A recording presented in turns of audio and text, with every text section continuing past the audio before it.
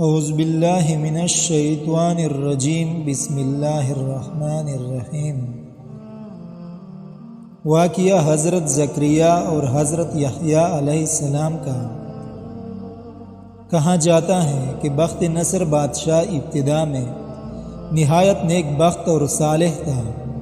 حضرت زکریا اور حضرت یحییٰ علیہ السلام کی نہایت اطاعت کرتا تھا۔ اتفاقاً اس نے ایک عورت سے نکاح کیا جس کے ہمراہ ایک لڑکی نہایت حسین و جمیلہ پہلے شوہر سے تھی۔ جب وہ لڑکی سن بلوغ کو پہنچی تو بادشاہ اس کی بہار حسن دیکھ کر فریفتہ اور دیوانہ ہو گیا۔ بادشاہ نے اس کی ماں کو پیغام دیا۔ وہ بہت خوش ہوئی مگر دل میں اندیشہ کیا کہ بادشاہ پیغمبروں کا مطیع فرمان ہے اور یہ نکاح اللہ کے پیغمبر کی شریعت کے خلاف ہے، تو وہ کیوں اس کام کی اجازت دیں گے؟ اس لیے اس عورت نے بادشاہ سے کہا کہ تم اس کا مہر ادا نہ کر سکو گے۔ بادشاہ نے دریافت کیا کہ کتنا مہر ہے؟ جو کچھ کہو میں دوں گا۔ عورت نے کہا کہ اس کا مہر تمہارے دونوں پیغمبروں کا سر ہے۔ اگر تم یہ مہر ادا کر سکو تو لڑکی حاضر ہے، ورنہ اس لڑکی کا نام مت لو۔ بادشاہ نے کہا کہ یہ پیغمبر ہمارے دشمن نہیں بلکہ ہمارے خیرخواہ اور دعا گو ہیں۔ ان کو بے جرم گناہ قتل کرنا ظلم عظیم ہے۔ اس کے سوا کچھ مانگو، جو مہر کہو مجھے منظور ہے۔ لیکن اس عورت نے کہا کہ اس کے سوا کوئی مہر نہیں ہے۔ بادشاہ نے ہوائے نفسانی سے مغلوب ہو کر فوج کو حکم دیا کہ دونوں بے گناہوں کا سر کاٹ لاؤ۔ حکم کے مطابق سپاہیوں نے جا کر پہلے حضرت یحییٰ علیہ السلام کو بیت المقدس میں قتل کیا اور حضرت زکریا علیہ السلام یہ حال دیکھ کر جنگل کی طرف بھاگ نکلے اور فوج ان کے پیچھے ہوئی اور شیطان نے ان کی رہنمائی کی۔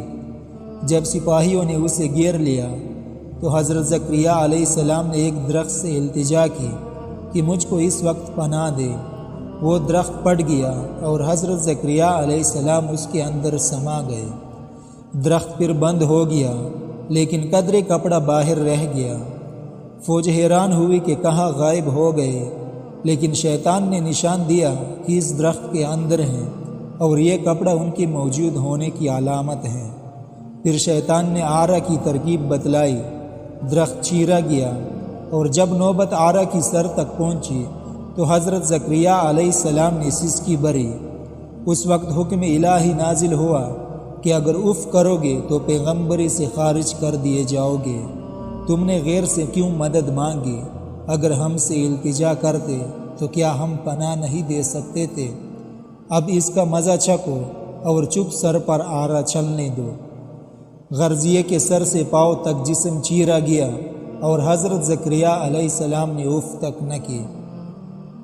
جب دونوں پیغمبر اس بے دردی سے قتل ہوئے تو غضب الہی نازل ہوا، دن تاریک ہو گیا اور ایک بادشاہ خونخوار فوج لے کر چڑھا اور اس شہر کے باشندوں کو گرفتار کر لیا۔ حضرت یحییٰ علیہ السلام کا خون بند نہ ہوتا تھا۔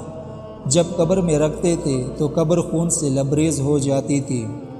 بادشاہ کے لشکر نے قسم کھائی کہ جب تک خون بند نہ ہوگا میں قتل سے باز نہ رہوں گا۔ ہزارہا آدمی قتل کر دیے لیکن خون بند نہ ہوا۔ تو اس وقت ایک شخص حضرت یحییٰ علیہ السلام کی لاش پر آیا اور کہا کہ تم پیغمبر ہو یا ظالم؟ ایک خون کے بدلے میں 1000 آدمی قتل ہو چکے، اب کیا سارے جہان کو قتل کراؤ گے؟ اتنا کہنا تھا کہ خون بند ہو گیا۔ جامع دمشق میں حضرت یحییٰ علیہ السلام کی قبر ہے۔ ناظرین کرام، اس واقعہ سے سبق حاصل کرتے ہوئے ہمیں چاہیے کہ نہ تو کبھی کسی پر کوئی ظلم کرے اور نہ اللہ کے سوا کسی سے مدد مانگے۔ اللہ تعالی ہم سب کو عمل کرنے کی توفیق عطا فرمائے، آمین۔